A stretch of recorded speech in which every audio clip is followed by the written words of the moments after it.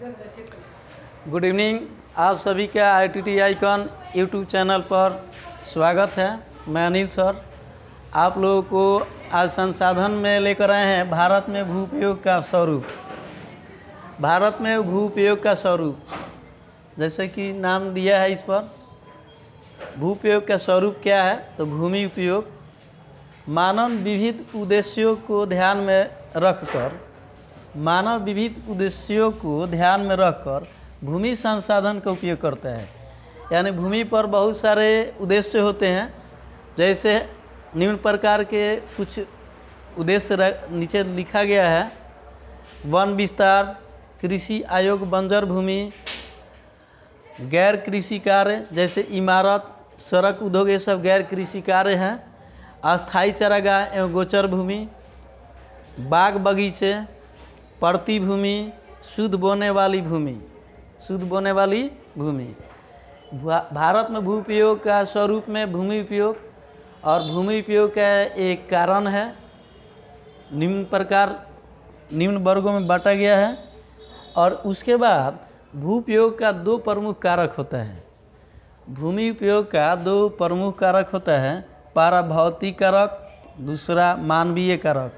भौतिक कारक इसके अंतर्गत भू आकृति, जलवायु, मृदा को रखा गया है। यानी भूमि का स्ट्रक्चर कैसा है, जलवायु कैसी है, मृदा कैसा है, ये सब जो है फिजिकल इफेक्ट है, यानी भौतिक कारक हैं। भौतिक कारक जैसे हर महादेश का क्लाइमेट अलग अलग होता है और मिट्टी भी अलग अलग प्रकार की होती है। जैसे मिट्टी का एक चैप्टर हम मिट्टी पर एक क्लास करा चुके हैं और मिट्टी के बाद वाले टॉपिक हैं भूमि का उपयोग। तो उसमें मृदा है, जैसे काली मिट्टी है, जलोढ़ मिट्टी है, रेगुर मिट्टी है, लेटराइट मिट्टी है, पर्वतीय, मरुस्थलीय, ये सब मिट्टी का टाइप्स हैं। वो सबको भौतिक इफेक्ट यानी भौतिक कारक में रखा गया है। 2 नंबर में है मानवीय कारक। 2 नंबर मानवीय कारक। मानवीय इसके अंतर्गत जनसंख्या यानी जो मानव से संबंधित है, जो मानव उत्पन्न किया है वो मानवीय कारक है। जैसे जनसंख्या हम लोग उत्पन्न किए हैं तो ये मानवीय कारक है। प्रौद्योगिकी, इंडस्ट्री मानव के द्वारा डेवलप किया गया है तो मानवीय कारक है। और परंपरा जो है मानव द्वारा बनाया गया है, प्राकृतिक द्वारा नहीं, मानव खुद बनाया है, इसलिए परंपरा हो गया, कला हो गया, प्रौद्योगिकी, जनसंख्या घनत्व, ये सब जो है मानवीय कारक है। तो भू उपयोग का 2 प्रमुख कारक होता है, एक भौतिक कारक, एक मानवीय कारक। यानी फिजिकल इफेक्ट में जो प्राकृतिक से जुड़ी है, पहले से जुड़ी है क्या तो जलवायु पहले से है, मृदा पहले से है, भूमि का स्ट्रक्चर जो पहले से है वो भौतिक कारक है। और मानवीय कारक जो मानव जिसका जिम्मेवार है, जो मानव उत्पन्न किया है, जैसे जनसंख्या डेंसिटी, जनसंख्या घनत्व, प्रौद्योगिकी, परंपरा, ये सब जो है मानवीय कारक है। इसके बाद भू उपयोग के कारक में इसके नेक्स्ट में देखते हैं हम, तो यहाँ पर भू उपयोग के कारक में आएगा। इसके बाद जो होगा भारत में भू उपयोग का स्वरूप। भारत में भू उपयोग का स्वरूप जैसे कि हम भू उपयोग बता चुके हैं, जो विविध उद्देश्यों से भूमि का उपयोग होता है उसे भू उपयोग कहा जाता है। तो भारत में क्या है, इसका स्वरूप, स्ट्रक्चर क्या है, इस पर हम ध्यान देंगे। तो भारत में भू उपयोग का कुल भौगोलिक क्षेत्र 32.8 किलोमीटर स्क्वायर है। लाख में है, यहाँ पर लाख में रहेगा, लाख किलोमीटर स्क्वायर। जैसे कि हम जानते हैं कि भारत का क्षेत्रफल है, भारत का जो क्षेत्रफल है 32,87,263 किलोमीटर स्क्वायर है। वही इसका शॉर्ट फॉर्म में दिया है 32.8, यानी 32.8 लाख किलोमीटर स्क्वायर में क्षेत्र है भारत का। और उसमें भूमि उपयोग जो हुआ है 93%, 93% भूमि का उपयोग ही हम लोग कर पाते हैं। शेष 7% जो है अनुपयोग है, बंजर भूमि है। वर्तमान में शुद्ध बोया गया क्षेत्र 54% है, यानी जो वर्तमान में हम लोग 93% का 54% जो है कृषि कर रहे हैं, उपयोग कर रहे हैं। और शुद्ध बोए गए क्षेत्र का सबसे गहनता उपयोग करते हैं जो पंजाब और हरियाणा में। गहनता से कृषि करने योग्य जो राज्य है पंजाब और हरियाणा है, पंजाब और हरियाणा। यानी भारत में 93% भूमि का उपयोग करते हैं और उसमें से 54% जो कृषि हो रहा है शुद्ध बोया गया क्षेत्र है, और उसमें गहन कृषि जो हो रहा है पंजाब और हरियाणा में। भारत में भू उपयोग को चित्र द्वारा हम समझेंगे। यहाँ पर दिया गया है चित्र में, देखिए कृषि योग्य बंजर भूमि, परती भूमि, वर्तमान परती, शुद्ध बोया गया क्षेत्र, वन और गैर कृषि। अब देखिए यहाँ पर तो कृषि योग्य बंजर भूमि जो है, कृषि योग्य बंजर भूमि, तो कृषि योग्य बंजर भूमि जो है कितना % है, और शुद्ध बोया गया क्षेत्र जो है कितना है, तो 43% जो है, 43% शुद्ध बोया गया क्षेत्र है, 43% शुद्ध बोया गया क्षेत्र है। और वन का विस्तार पहले वर्तमान में अब तो हो गया है, ये पहले का डाटा है 20 से लेकर 25% वन का विस्तार है, जबकि 33% वन रहना चाहिए। अगर हम लोग के पास वातावरण शुद्ध रहे और ग्लोबल वार्मिंग के खतरा से बचना है तो हम लोग को 33% लगभग एवरेज में वन रहना चाहिए। लेकिन वर्तमान में 25% से 20 से 25% वन रह गया है। उसके बाद गैर कृषि योग्य भूमि जो है 3.5% है। गैर कृषि योग्य भूमि जो है 3.5%। वर्तमान में परती जो भूमि है 5% है।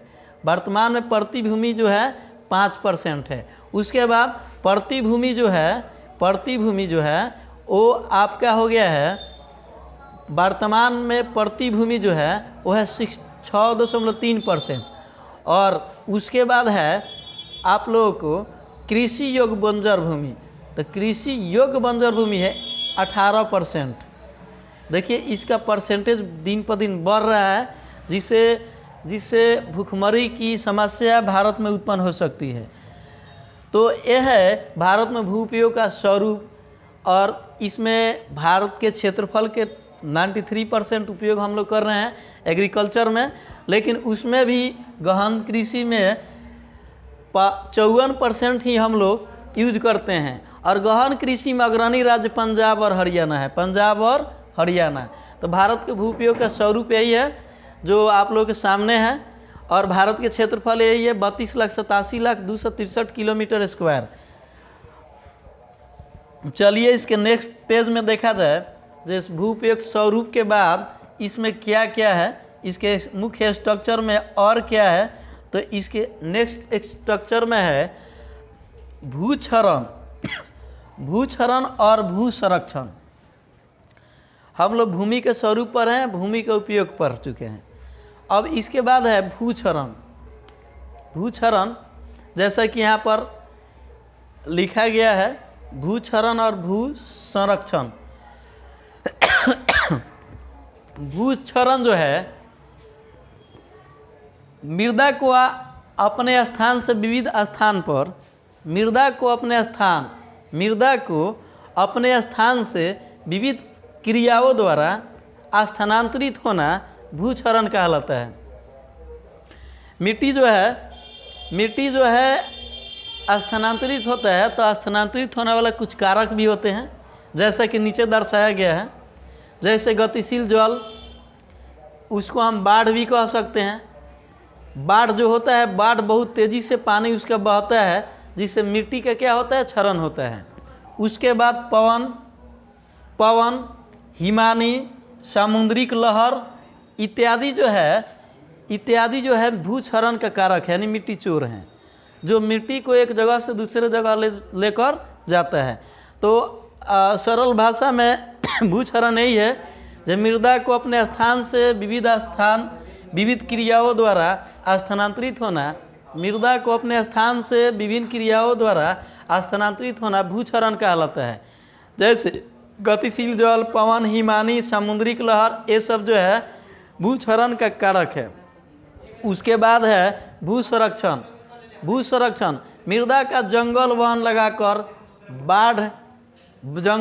लगाकर बाढ़ नियंत्रित, पवन समुद्री लहर से बचाव, यानी मृदा को जंगल वन लगाकर बाढ़ से नियंत्रण, पवन समुद्री लहर से बचाव भू संरक्षण कहलाता है। कुछ महत्वपूर्ण शब्द है इसमें, जैसे है अनावृष्टि, अतिवृष्टि। अनावृष्टि पर्यावरणीय कारणों के द्वारा प्राकृतिक में अनावृष्टि और अतिवृष्टि हो जाता है। जैसे कि यहाँ लिखा है अनावृष्टि का मतलब होता है शुष्क मृदा। जब मिट्टी की नमी खत्म हो जाती है तो उसे शुष्क मृदा कहा जाता है, और उस शुष्क मृदा को अनावृष्टि कहा जाता है। तो अनावृष्टि सरल भाषा में समझिए, शुष्क मृदा यानी सूखी हुई मिट्टी को अनावृष्टि कहते हैं, और नमी युक्त मिट्टी को अतिवृष्टि कहते हैं। और अनावृष्टि अतिवृष्टि कब होता है? तो भूक्षरण के द्वारा प्राकृतिक आपदा जैसे बाढ़ हो गया, समुद्री लहर हो गया और मृदा अपरदन हो गया, ये सब से अनावृष्टि और अतिवृष्टि की घटनाएं होती हैं। अब इसके बाद टॉपिक को देखते हैं हम। इसके बाद टॉपिक में क्या है? तो इसके बाद टॉपिक में है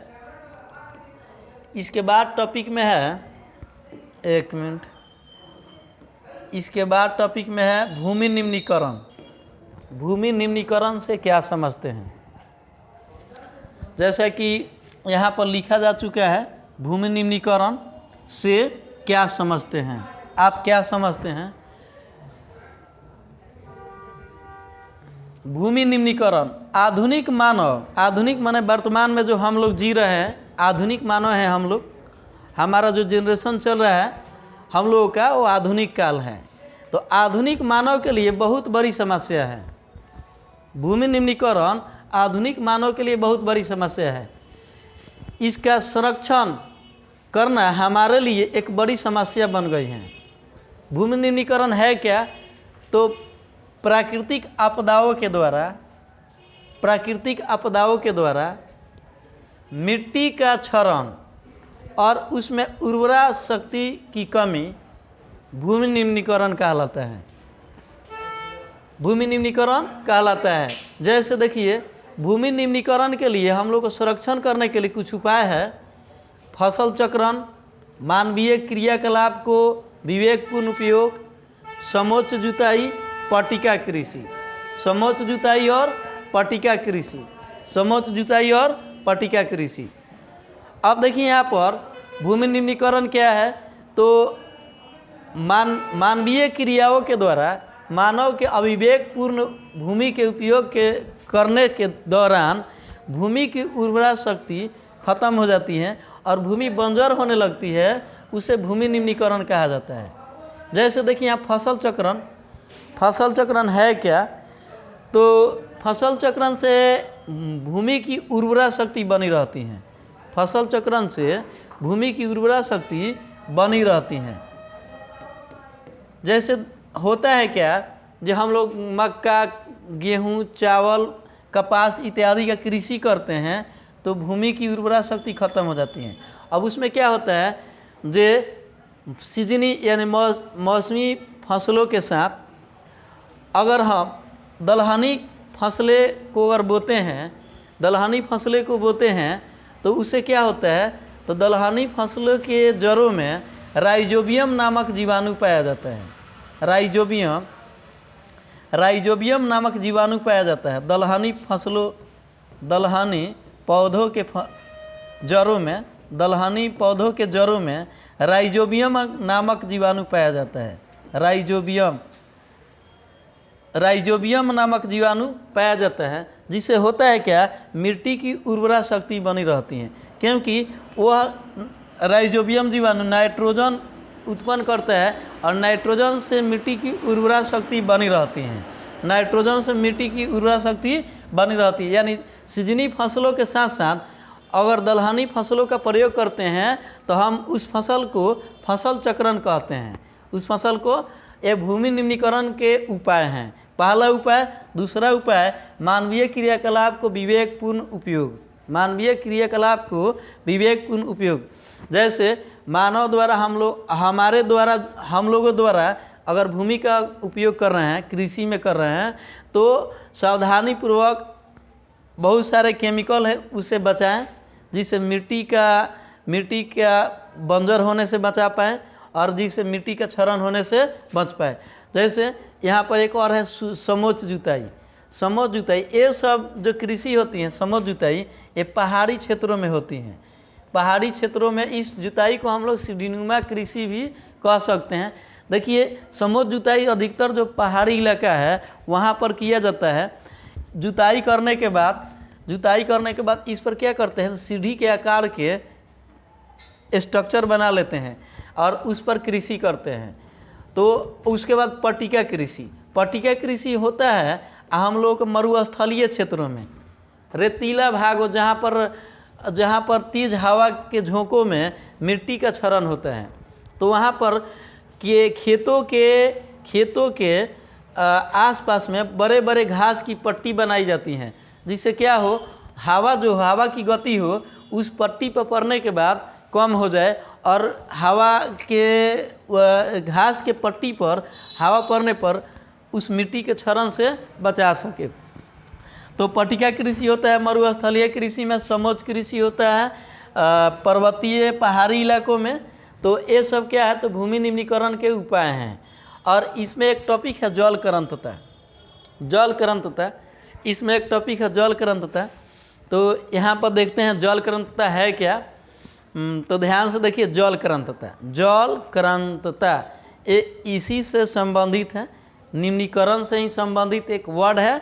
देखिए क्या है, खनन के उपयोग, जैसे कोयला खनन होता है, सोना खनन, कोयला खनन, माने खान से निकालते हैं और निकालने पर क्या होता है, तो वहाँ गड्ढा हो जाता है और गड्ढा खुला ही छोड़ देते हैं, जिससे क्या होता है, भूमि निम्नीकरण की समस्या उत्पन्न होती है।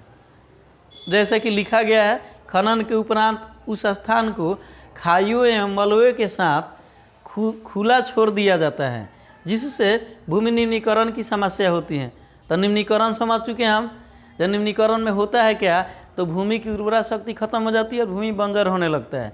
तो जैसे खनन करने के बाद हम लोग खुला ही छोड़ देते हैं, उन खनन का मलबा और खुला स्थान छोड़ने से होता है क्या, जो मिट्टी की उर्वरा शक्ति खत्म हो जाती है और मिट्टी बंजर होने लगता है। उसको हम लोग जल करंतता कहते हैं। क्योंकि खाई में जल जम जाता है, जल का जमा होता है और कृषि करने योग्य भूमि न रह जाती है, जिससे मृदा में क्षारीयता और अम्लीयता, और लवणीयता के गुण बढ़ जाता है। जाहिर सा बात है, जो लवणीयता जो वर्ड है, जैसे हम लोग जहाँ पर रेह हम लोग के आम भाषा में बोला जाता है रेह यानी लवणीयता, नमकीन हो जाता है। वहाँ पर कोई भी कृषि अगर कर रहे हैं तो वो लवणीयता के चलते ख़त्म हो जाएगा, वहाँ पर वो उसका विकास नहीं हो पाएगा। उस पौधा का क्षारीयता का मतलब ज़्यादा कड़वा हो जाए तो उस मिट्टी में कोई भी पौधा को हम लोग नहीं उगा सकते हैं, कोई भी कृषि नहीं कर सकते हैं। ये सब गुण बढ़ जाता है, जिससे जल करंतता कहा जाता है। जैसे गड्ढा हो या खाई हो, उसमें मलबे में पानी बढ़ जाएगा, बढ़ने से क्षारीयता और अलवणीयता का गुण बढ़ जाएगा। उस क्रिया को क्या कहते हैं, जल करंतता। उस क्रिया को जल करंतता कहा जाता है। तो भूमि निम्नीकरण में देखिए कुछ राज्य है, राज्य का नाम भी बता सकते हैं। जैसे देखिए अभी वर्तमान में समस्या पंजाब, हरियाणा, गुजरात, पंजाब, हरियाणा, गुजरात,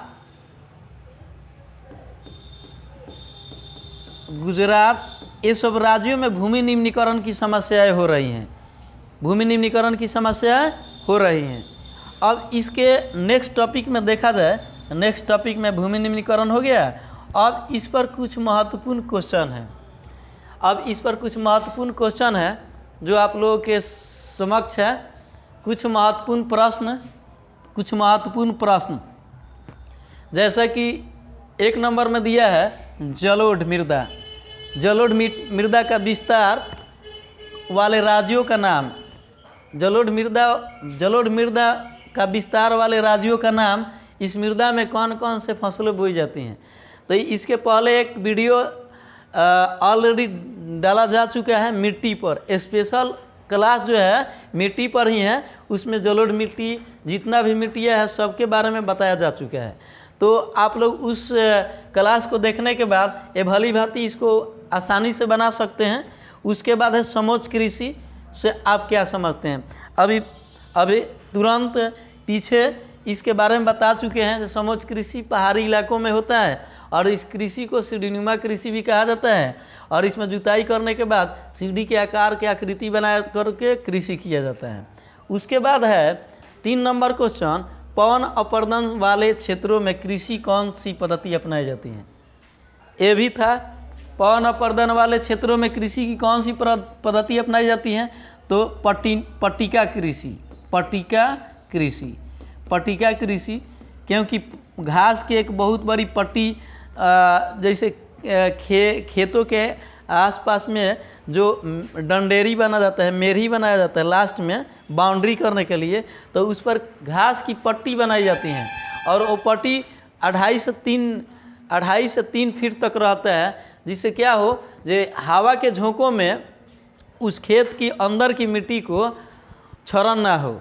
तो ये पवन अपर्दन वाले क्षेत्रों में अधिकतर एक कृषि होता है पट्टिका कृषि, एक घास की पट्टी होती है। अब इसके बाद है क्वेश्चन नंबर 4, भारत के किस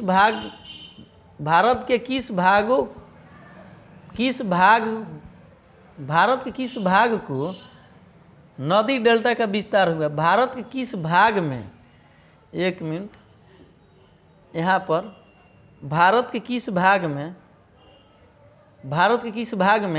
नदी डेल्टा का विकास हुआ है, नदी डेल्टा का विकास हुआ है।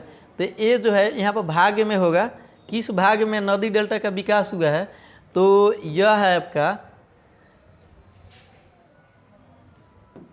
आपका है कृष्णा गोदावरी। उसके बाद गंगा के तटीय भाग में नदी डेल्टा का विस्तार होता है, और जहाँ पर जलोढ़ मिट्टी का विस्तार सबसे ज़्यादा होता है। अब उसके बाद है क्वेश्चन नंबर 5, फसल चक्रण क्या है। जैसे कि भूमि निम्नीकरण में टॉपिक था फसल चक्रण, तो सीजनी फसलों के साथ यानी गेहूं, चावल, कपास, मक्का के साथ साथ दलहन की कृषि करना फसल चक्रण कहलाता है। क्योंकि गेहूं, चावल, मक्का इत्यादि के कृषि के साथ दलहन फसलों की कृषि करने से उसकी उर्वरा शक्ति बनी रहती है। क्योंकि दलहनी फसलों के जड़ों में राइजोबियम नामक जीवाणु पाए जाते हैं जो नाइट्रोजन को बढ़ावा देते हैं, जिससे मिट्टी की उर्वरा शक्ति बनी रहती है। और उसके बाद ये टॉपिक लास्ट है जलकरंतता। तो जलकरंतता भी बताए हैं जब उत्खनन होता है तो उत्खनन के दौरान क्या होता है, जो उत्खनन के दौरान गड्ढे बन जाते हैं और गड्ढे में गड्ढे को खुला छोड़ देते हैं, जिसमें मलबे और पानी जम जाता है। और जमने के दौरान होता है क्या, जो वहाँ का क्षेत्र जो होता है क्षारीय और लवणीय हो जाता है, जिससे जलकरंतता जैसी समस्याएं उत्पन्न हो जाती हैं। तो ये था कुछ महत्वपूर्ण क्वेश्चन। और भूमि उपयोग में भूमि के क्षरण, भूमि निम्नीकरण, भूमि के संरक्षण और उसके बाद जलकरंतता, ये सब समस्याएं के लिए निदान, और उसके बाद निदान के बाद इसमें फसल चक्रण, ये सब क्वेश्चन थे। ठीक है, तो बस यहीं तक ये टॉपिक था और थोड़ा सा ही था, तो यहीं पर एक क्लास समाप्त होता है। जय हिंद, जय भारत। और इस चैनल को आप लोग सब्सक्राइब कीजिए और शेयर कीजिए। धन्यवाद।